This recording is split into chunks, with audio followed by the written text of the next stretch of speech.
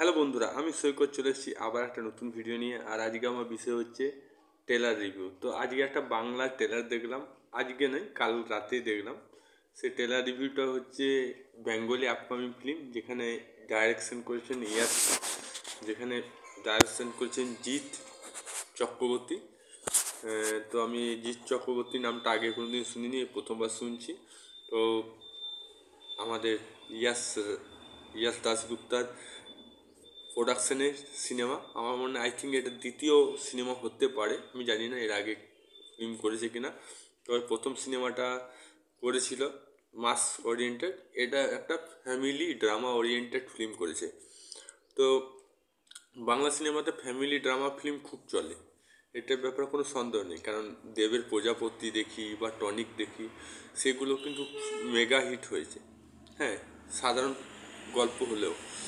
তো অনেকের ধারণা যে মাস ওরিয়েন্টেড ফিল্ম হলে নাকি সিনেমা সুপার ডুপার হিট হয়, সেটা আমরা সবাই জানি।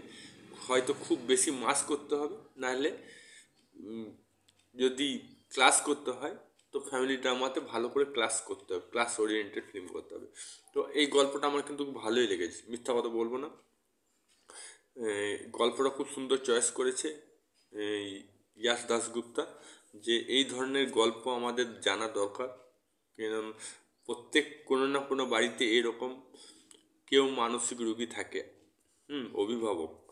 তো আমাদের আশেপাশে চারিদিকে অভিভাবক যদি মানসিক ভারসাম্য হারিয়ে ফেলে এবং তাদের ছেলের যে কত দায়িত্ব পড়ে যায়, এবং সে তাদের যে কি কষ্ট হয় এবং কিভাবে ট্রাভেল করে পুরো লাইফটা, সেই জিনিসটা এখানে খুব সুন্দরভাবে তুলে ধরেছে।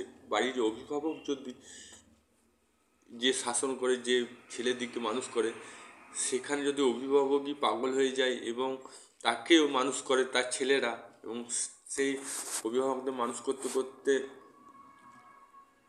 যে একসময় মানে ভেঙে পড়ে, সেই জিনিসটা খুব সুন্দরভাবে তুলে ধরেছে। আমার তো খুব ভালো লেগেছে গল্পটা। এবার চলে যাই খুঁটিনাটি বস্তুগুলো যেগুলো আমার ভালো লেগেছে। মৌসুমী চ্যাটার্জি যে এখানে যে মায়ের চরিত্রে অভিনয় করেছে, খুব সুন্দর অভিনয় করেছে, খুব সুন্দর। মানে এই সিনেমাটা যদি এগিয়ে যায়, মৌসুমী চ্যাটার্জির জন্য এগিয়ে যাবে। যে ডায়লগগুলো, আমার হাজব্যান্ড যেন এয়ারফোর্সে অফিসার বলে একজনকে ভয় খাওয়াচ্ছে, তারপর বলবে তুই কি আমার বাবা, আমাকে শাসন করছিস, কিছু কিছু ডায়লগগুলো আছে, মানে খুব সুন্দর সুন্দর ডায়লগ। তুমি জানো আমি আগে কবে এসেছিলাম, আমি নিজেই জানি না। মানে পাগলামি যে অভিনয়টা এত সুন্দরভাবে করেছে বলার কিছু নেই। ইয়াশ দাশগুপ্তা ছেলে হিসাবে ভালো অভিনয় করেছে। তো ইয়াশ দাশগুপ্তকে খাটতে হবে, কারণ বাংলা বক্স অফিস কালেকশন করা মনে চারটিখানি ব্যাপার নয় আজকের ডেটে। এক সময় ছিল যে বাংলা বক্স অফিস নিয়ে ভাবতে হতো না। এখন প্রচণ্ড ইয়াশ দাশগুপ্তকে প্রচণ্ড পরিমাণে খাটতে হবে, পরিশ্রম করতে হবে, প্রমোশন করতে হবে, এবং এই সিনেমাটা ভালো করে প্রচার করতে হবে। গল্পটা কিন্তু হেভি গল্প আছে। আমার খুব যে খারাপ লেগেছে তা না, খুব ভালো লেগেছে। এবার ব্যাপারটা হচ্ছে এখন বাংলা সিনেমার প্রমোশনটা ভালোভাবে করতে হবে, এটাই হচ্ছে ব্যাপার। আপনার কি মতামত কমেন্ট বক্সে লিখে জানান। ভিডিওটি যদি ভালো লাগে তো লাইক করবেন, চ্যানেল তাহলে সাবস্ক্রাইব অল বাটনে প্রেস করবেন। আপনার মূল্যবান মতামত কমেন্ট বক্সে লিখে জানাবেন। আর চ্যানেল নতুন হলে সাবস্ক্রাইব অল বাটনে প্রেস করবেন। আবার দেখা হবে নতুন কোনো ভিডিও নিয়ে। ততক্ষণ জয় হিন্দ, জয় ভারত, ভালো থাকো, সুস্থ থাকো।